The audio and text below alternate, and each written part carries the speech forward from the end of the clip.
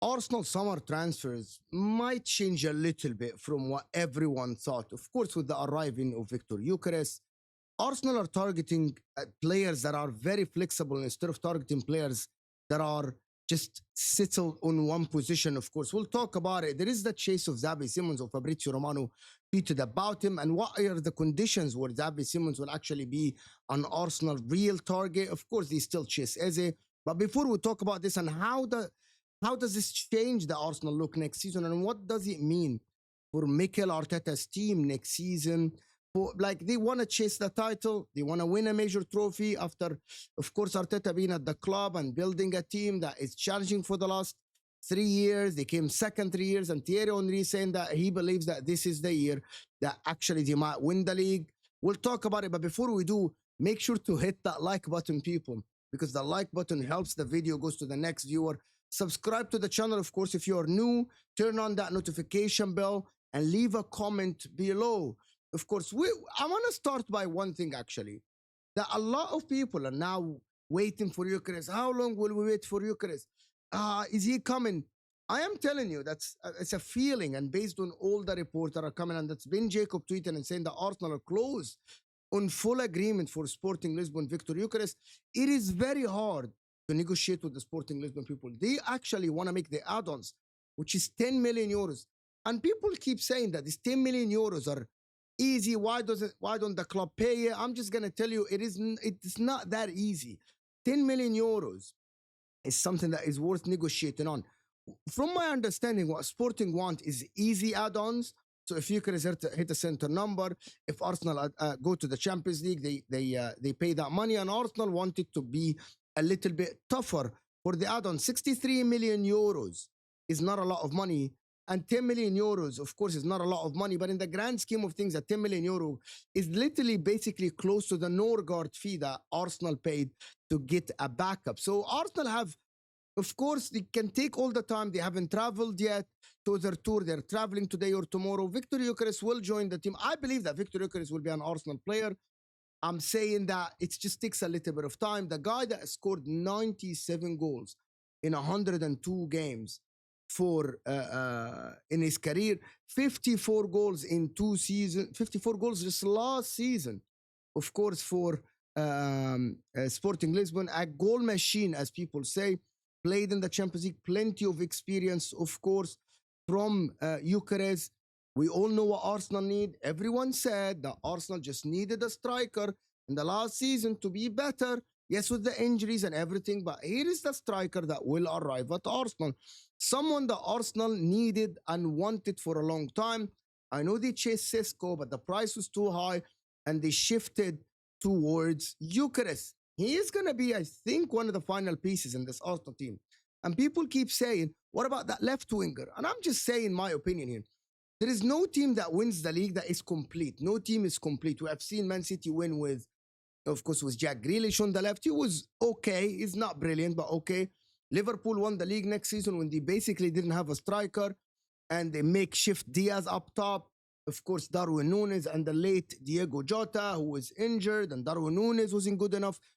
There is no team that is complete. It's on the manager now to utilize the talent that he has in this team. Now with a number 9 like Victor Gyökeres, you can actually change the way you play a little bit in some games, attack low blocks in a different way than that what you did last season and the season before. So these games that Arsenal lose or draw, this is what a striker do to you.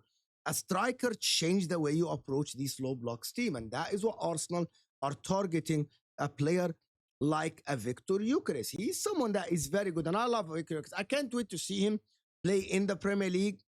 I can't wait to see how Arteta will work with him. That is something I'm waiting for, to be honest with you. But that is what we're here for. We're waiting for him to be an Arsenal player. I'm waiting. I want to see a competitive league, and that is why I'm waiting for Victor Gyökeres.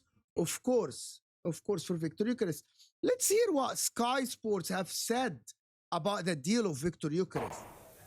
OK, so Gary has wrapped up Tottenham. What about across North London? Arsenal, they are still finalising a deal to sign this man, the Sporting striker Victor Gyökeres. Now, the clubs finally reached an agreement over a fixed initial fee, £55 million. They agreed that on Sunday. Arsenal are expected to pay a further £8.5 million in add-ons, and negotiations this week have been around the conditions of those bonus payments. Gyökeres playing some part in the club's pre-season tour has not been ruled out yet. Arsenal fly out to Asia tomorrow. That is exactly what I told you. They are still finalizing the deal for Victor Gyökeres in terms of only the payout, and in terms of the add-ons and how it works and all the stuff. So that is what we are waiting to see, how this deal will actually get done. The other thing that is from Ben Jacobs that we actually spoke about is Eze. A lot of people wanted Eze, but they wanted Eze in one condition, that Arsenal get a left winger. And I'm telling you that Eze is good enough to play in the left winger. Maybe he's not the perfect left winger for Arsenal, but he's very good. Arsenal are preparing installments for the £67 million, as it says in front of you. They can pay 20 million a year. That is not a lot of money. Of course, the financial fair play and PSR play a role here, but Eze is someone that I admire personally. I think that Eze is a top-notch player. I know a lot of people don't agree with me, and I want to know if you agree with me or not.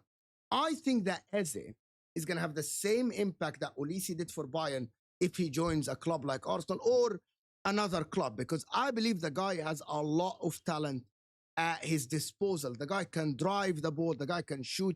Physically, he is so strong, as I mentioned before. Very flexible, can play the 8, can play the 10, can play the left winger, inverted winger as well. He is a right-footed left winger or right-footed midfielder, and also can play on the right side of that midfield if Odegaard is not having the best season next season.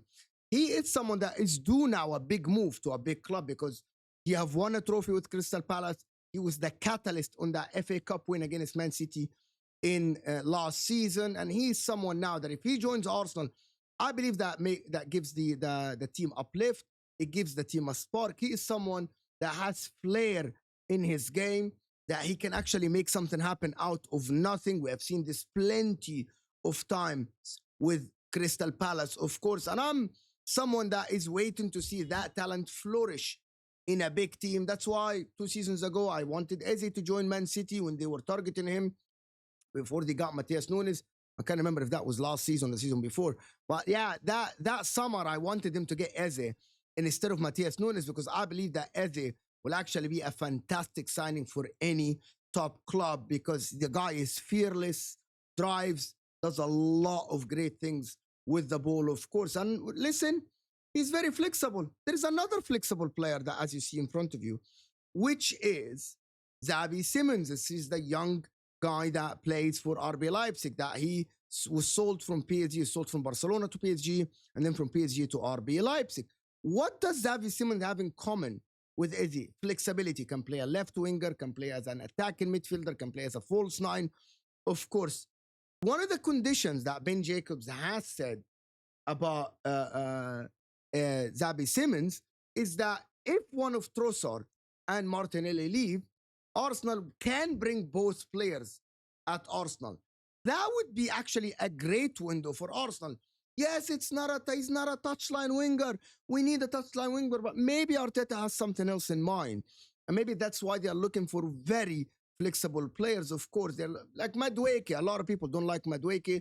I think he's a good player, a good floor raiser for Arsenal. He can play right, he can play left. He's very flexible as well. So as Eze, so as Xavi Simons. That is going to be like, Rory said it on my show yesterday on the National League when he said that I like that if we target these players as Arsenal, he's talking about him as an Arsenal fan, like the opposition don't know how are we going to approach the game. That is something that Arsenal didn't have last season. Arsenal were very predictable in terms of how they play, because we know that Saka's the right wing. We know that Martinelli or Trossard left winger. Now, if you play someone like Eze, it's going to be different. How the fullback approaches the game, how the opposition's coach prepared for the game. If Xavi Simons is playing, is completely different. That is what Arsenal will have if that happens. The guy that scored 11 goals and had 8 assists in 33 Bundesliga games last season is a very versatile attacker. A lot of people think that if he plays on that left side, he would be electric. He has a lot of pace. He has a lot of skills at his disposal. Physically, he's not the strongest, but maybe he can offset that, of course, with the speed and the agility and the technical ability that he has at this disposal. All of this paired, if that happens, if the best scenario happens for Arsenal, they get Gyökeres, they get Eze, they sell one of Martinelli or Trossard, probably it might be Trossard, and they bring Xavi Simons. I think at that time, the Arsenal team is complete and ready to win major trophies. Of course, a lot of people will say this excuses last season, but listen, now Arteta has a striker. He has another attacking midfielder, different than, if he gets Eze, different than Martin Odegaard. He have a Xavi Simons, which is a completely different profile than the wingers they have at their disposal at the current moment, along with the likes of Noni Madueke, who is the backup for Bukayo Saka, along with Zubimendi, who is the replacement for Thomas Partey. In that midfield, of course, they have a good backup goalkeeper in Kepa, and Martin Zubimendi is going to add a lot to that midfield, of course. The tactical, like, flexibility that Arteta will have at his disposal give him no excuse to actually now go on and put in a great challenge and maybe win the title. There are no excuses if these players arrive for Arsenal. As we have mentioned before, we need to look at this window for Arsenal and say, if this happens, is arguably a 10 out of 10 window for them, especially if they get Xavi Simons. If they don't get a winger and they keep Martinelli and Trossard, might be an 8. If they land Eze, we gotta wait and see what Arsenal do. You will have a lot of options at your disposal, Mikel, to actually go now and show the world what you can do. I believe he's a good coach, but he might crumble a little bit under pressure as he did before. Maybe now he will have the tactical flexibility and will have players available at his disposal. Of course, bar any major injuries that happens to them, even especially with Kai Havertz still being part of the team, which is a lot of people believe that Kai Havertz will play a major role on this team. I want to know what you guys think. Make sure to hit that like button and let me know in the comment section before you leave here. What do you guys think? How much do you rate this window if both Eze and Xavi Simons arrive after Victor Gyökeres? Is it a 10 out of 10? Is it an 8 out of 10? What else would you have liked to see if you're an Arsenal? Also for rivals, if you're watching this, do you think this Arsenal team is now on par with Liverpool at the current? If they get these players and Liverpool get Ekitike, I don't know who's the left winger that Liverpool will get. Might be Rodrigo, might be someone else. Are Liverpool now on the same level as Arsenal if these transfers happen? You let me know. And where is City in all of this? Is the City team good enough to win the league? I want you guys to let me know in the comment section what you guys think. I'm going to see you guys. Make sure to hit that like button, subscribe, and I'm going to see you later, guys, and we're out of here.